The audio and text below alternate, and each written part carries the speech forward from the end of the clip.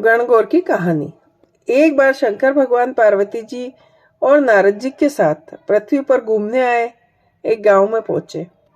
उस दिन चैत्र शुक्ल की 30 थी। जैसे ही गांव वालों को भगवान के आने की सूचना मिली तो धनवान स्त्रियां श्रृंगार में तथा आओ भगत के लिए तरह तरह के भोजन पकवान बनाने में व्यस्त हो गई। कुछ गरीब परिवार की महिलाएं जैसी थी वैसी थाली में हल्दी, चावल, जल आदि लेकर आ गई और शिव पार्वती की भक्ति भाव से पूजा करने लगी। माता पार्वती उनकी पूजा से प्रसन्न हुई और उन सब के ऊपर सुहाग रूपी हल्दी छिड़क दी। इस प्रकार मां पार्वती का आशीर्वाद व मंगल कामनाएं पाकर अपने घर को चली गई। कुछ देर बाद अमीर औरतें 16 श्रृंगार कर 56 भोग सोने के थाल में सजाकर आ गई। तब भगवान शंकर ने पार्वती जी को कहा कि सारा आशीर्वाद तो तुमने पहले ही उन स्त्रियों को दे दिया, अब इनको क्या दोगी? पार्वती जी ने कहा, आप उनकी बात छोड़ दो। उन्हें ऊपरी पदार्थों से निर्मित रस दिया है, इसलिए उनका सुहाग धोती से रहेगा, परंतु इन लोगों को मैं अपनी अंगुली चीर कर रक्त सुहाग रस दूंगी, जो मेरे समान ही सौभाग्यशाली बन जाएगी। जब कुलीन स्त्रियां शिव पार्वती की पूजा कर चुकी तब मां पार्वती ने अपनी अंगुली चीर कर उन पर रक्त छिड़क कर अखंड सौभाग्य का वर दिया। इसके बाद पार्वती जी शिव जी को कहा, मैं नदी में नहाकर आती हूँ। मां पार्वती ने नदी के किनारे जाकर बालू से शिवलिंग बनाया और आराधना करने लगी। शिव जी ने प्रसन्न होकर वरदान दिया कि आज के दिन जो भी स्त्री मेरा पूजन और तुम्हारा व्रत करेगी उनके पति चिरंजीवी रहेंगे और अंत में उन्हें मोक्ष मिलेगा। इसके बाद पार्वती जी वहां गई जहां शिव जी व नारद जी को छोड़कर गई थी। शिव जी ने देर से आने का कारण पूछा तो पार्वती जी ने बहाना बनाया और कहा कि नदी के किनारे मेरे भाई भाभी मिल गए थे, उन्होंने दूध भात खाने का आग्रह किया, इसलिए देर हो गई। शिव जी बोले, हम भी दूध भात खाएंगे और जंगल की तरफ चल दिए। पार्वती जी ने सोचा पोल खुल जाएगी, वह प्रार्थना करती हुई पीछे पीछे चल दी।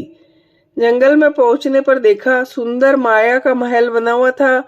उसमें पार्वती जी के भाई भाभी विद्यमान थे। भाई भाभी ने उन सबका स्वागत सत्कार किया और आओ भगत की और वहां रुकने का आग्रह किया।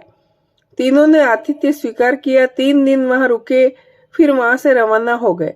तीनों चलते चलते काफी दूर गए। शाम होने पर शिवजी पार्वती जी से बोले, मैं अपनी माला तो तुम्हारे मायके ही भूल आया। पार्वती जी ने कहा, मैं लेकर आती हूँ, और माला लेने जाने लगी। शिवजी बोले, इस वक्त तुम्हारा जाना ठीक नहीं है। उन्होंने नारद जी को माला लेने भेज दिया। नारद जी वहां पहुंचे तो देखा वहां कुछ भी नहीं था। महल का तो नामो निशान नहीं था। अंधेरे में जंगली जानवर घूम रहे थे। अंधकारपूर्ण वातावरण डरावना लग रहा था। यह देख वे आश्चर्य में पड़ गए। तभी बिजली कड़की और माला उन्हें एक पेड़ पर टंगी दिखाई दी। माला लेकर नारद जी तुरंत वहां से दौड़ते हुए शिवजी के पास पहुंचे और शिवजी को वहां का वर्णन सुनाया। सुनकर शिवजी हंसने लगे। उन्होंने नारद जी को बताया कि पार्वती जी अपनी पार्थिव पूजा की बात गुप्त रखना चाहती है, इसलिए झूठा बहाना बनाया था, और फिर असत्य को सत्य करने के लिए उन्होंने अपने पति धर्म की शक्ति से माया का महल रचा। सच्चाई बताने के लिए ही मैंने तुम्हें वहां माला लेने भेजा।